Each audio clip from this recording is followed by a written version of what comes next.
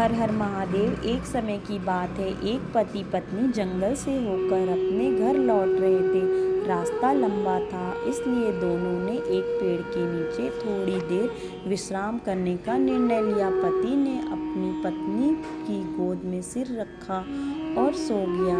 उसी समय वहाँ एक योद्धा आया और पास के पेड़ के नीचे बैठ गया।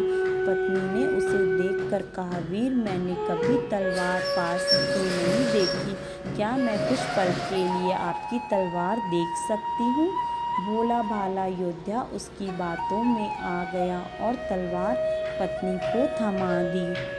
पर जैसे ही तलवार उसके हाथ में आई, वह निर्मोही स्त्री अपने सोए हुए पति का गला काट देती है। फिर नगर की ओर भागती है और चिल्लाने लगती है, बचाओ बचाओ बचाओ, इस योद्धा ने मेरे पति को मार डाला, इस योद्धा ने मेरे पति को मार डाला।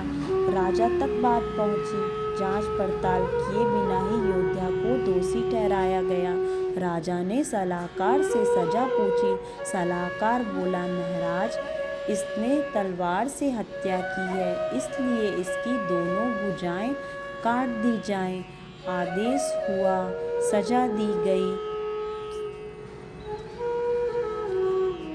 अपनी निर्दोषता के बावजूद योद्धा की भुजाएं काट दी गईं। पीड़ा और अपमान से टूटकर वह आत्महत्या करने के लिए पहाड़ी की ओर चल पड़ा। रास्ते में उसे एक साधु मिला। साधु ने कहा, वत्स, तू जो भुगत रहा है वह तेरा वर्तमान नहीं, तेरे पूर्व जन्म के कर्मों का परिणाम है। योद्धा ने विनम्र होकर पूछा, बाबा, मैंने क्या पाप किया था? साधु ने बताया, पिछले जन्म में तू एक बलशाली पहलवान था, वह स्त्री उस जन्म में एक गाय थी, उसका पति एक निर्दयी कसाई। एक दिन वह गाय कसाई से भाग निकली, तूने अपनी ताकत दिखाने के लिए उसे पकड़कर कसाई को सौंप दिया।